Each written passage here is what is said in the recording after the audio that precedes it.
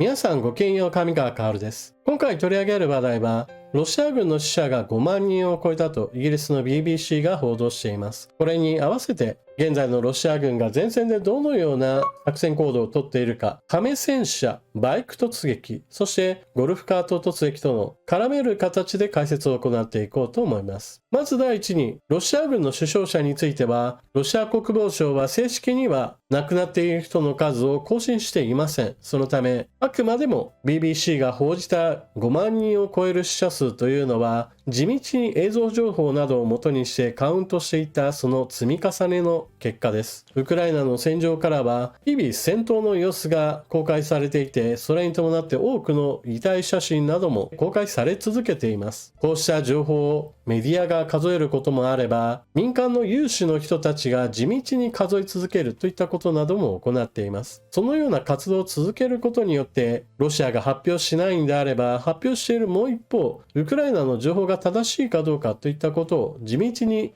確かめていくこととなっているのです。そして今回は BBC が独立系メディアと共に数えた結果として、ロシア軍の死者が5万人を超えたと報じているわけです。おそらくこうした死者数についてはどうしても正確かと言われればそうではないでしょう。しかし大きく水増しした数だとは思いません。むしろ証拠があるものを積み重ねていったとしても、それぐらいには到達するんだという意味で言えば、実際の死者数はもっと多いと私は思っています。なお、一般的にはこうした死者数ではなく、死傷者数、負傷者を含めた数で全体の被害については語られることが多いため、このように亡くなった人の純粋な数といったものはなかなかわからないものです。そして、ロシア軍の死者が多い理由というのは何といっても人命軽視の作戦が非常に多用されていることに原因があります。その象徴的な存在となっているここ最近のロシア軍の装備についてのお話をしましょう。そこで3つの映像と写真をご紹介しておきます。まず最初に亀戦車についてご紹介しましょう。以前、戦車に覆いをかぶせた状態でロシア軍戦車が前線に出てきたことをご紹介しました。そのあまりにも不格好な格好から第二次世界大戦当時の突撃戦車のようだというような声もあったのですが、現在でもロシア軍はこうした覆いをした戦車を作り続けているようです。そのため、一回限りのレアものではなく、これからもこうした戦車が現れるだろうといったことから、亀戦車などといった名前などもすでに付けられていて、記事のタイトルに付けられていることもあります。なお、こうした戦車なのですが、まずデメリットの方が圧倒的に大きいです。これは上空から見た映像なわけですが、より大きくなっているわけですから、当然より遠くから発見されてしまいます。また、この覆いをつけることによって、砲塔は前方で限られた方向しか旋回できませんし、また戦車に乗っている兵士たちから見ても、より視界は狭くなってしまいます。また、上物が増えたのですから、当然のように燃費は下がるし、速度も上がらないといったことになります。しかし、この覆いをつけていること、それ自体は、ウクライナ軍のドローンによる攻撃で、一撃でやられないがための防御なので、その目的それ自体は果たしているかもしれません。なお当初は、ただのトタン板だけだったのですが、この映像を見る限り、その屋根の上には何やら機械が乗っています。この機器は、ドローンの操縦通信を妨害するための機器だと言われています。次にこちらの写真は、バイクにまたがったロシア軍兵士たち。ロシア軍の突撃方法の一つに、バイクが導入されました。これは徒歩で突っ込むよりもよほど速い速度で敵陣に乗り込むことができるとして採用されたのでしょう。ただし、ご覧のように、バイクはあくまでも走行がありませんから、撃たれればそれでおしまいです。そして最後にもう一つご紹介するのがゴルフカート突撃。こちらの方ももともとは敵陣地に襲撃するためのものではなく、あくまでも物や人を前線まで運ぶための移動手段の一つに過ぎませんでした。しかしロシア軍はこうした走行のない車両についても積極的にウクライナ軍攻撃に用いるようになっています。亀戦車は古い戦車を少しでも防御力アップさせるための工夫の一つです。ですから防御力それ自体が大きく向上しているといったわけではありません。ただ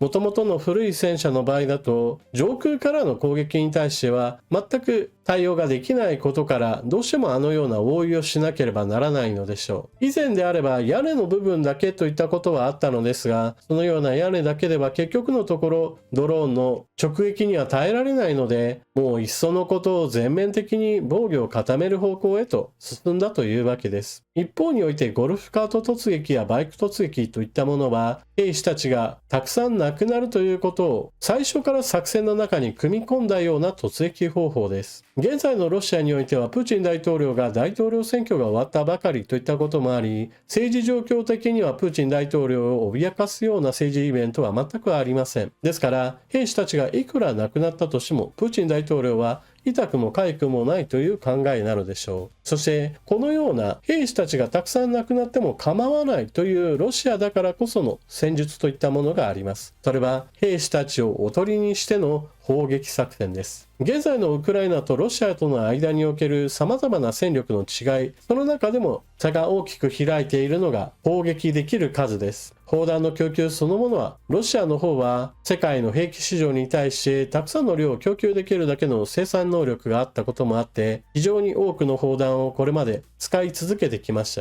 た。それも枯渇するようなことがあったので、北朝鮮から購入するといったこともあったわけですが、ロシアの苦しい内情、それ以上に問題となったのが、ウクライナの方は1対1の場合であれば国力は10分の1なので、外部からの応援があって初めて対等に戦えるといった状況がありました。その中でアメリカからの援助が完全に途絶してしまったといったこともあり、砲撃できる能力が圧倒的に劣ってしまっているわけです。このような砲撃をできるかどうかといった違いが前線における生死を分けることとなっています。ロシア軍の方は前線にどんどんと兵士を出してきてウクライナ軍陣地に迫ってくるわけですが、砲撃が足りなくなれば味方陣地まで到達するロシア兵は数が増えてしまいます。歩兵による突撃の場合だと、そうは簡単に塹壕陣地などを突破できるわけではありませんが、被害が出ないわけではありませんし、また弾薬不足に悩むウクライナ軍としては対処しなければやられてしまうし、対処すればするほど弾薬は失ってしまうといったジレンマを抱えるわけです。そしてロシア軍の場合だと、こうしたやられることを前提としてどんどんと突撃するといった手法は、むしろ彼らの得意とするような攻撃方法になってしまいました。ゴルフカートであろうがバイクであろうが、そして大いに目立ってしまうような亀戦車であろうが、とにかくウクライナ軍に攻撃すれば、それに対応してどこにウクライナ軍がいてどこから攻撃してくるのか、その様子をロシア軍のドローンが観察し、ウクライナ兵士の配置状況を確認した上で砲撃を浴びせるわけです。ですから前線においてロシア兵士たちの遺体がたくさん並んでいたとしても、それでウクライナ軍大勝利といったわけではなく、非常に多くの死傷者を出しつつも、ロシア軍がそれでもなおじわりじわりと前進するといった状況を生み出してしまうわけです。BBC はロシア軍の死者数が5万人というふうに報じたわけですが、これによってロシアの体制が揺らいでいる様子は今のところ報じられていません。であるならば、基本的には5万人でダメなら10万人、10万人でダメなら20万人といった具合にして、残念ながらロシア軍の死傷者数をさらに数倍にさせるようなことでもしなければ、なかなかロシア内部での変化は起こしづらいのかもしれません。そしてそのような構成を行っている国が国連の常任理事国であり、そのような国が常任理事国だからこそ国連は機能しないのであり、そしてそのような国だからこそ国際法を踏みにじってもそれを止める手立てがないといった現実を生み出しているわけです。今のところこのような危機に対してヨーロッパの方は少しずつ危機意識が高まってウクライナ支援のレベルを上げてきています。ただしそれでもなおウクライナを支援するには十分ではなく、またアメリカからの支援はまだ途絶したままです。言葉だけではロシアは止められないというこの現実に対して、私はもっと日本は行動すべきだと考えています。それは決して人道支援や経済支援だけでは成し遂げられないような軍事支援も含むべきだと思っています。というわけで今回の動画はここまで。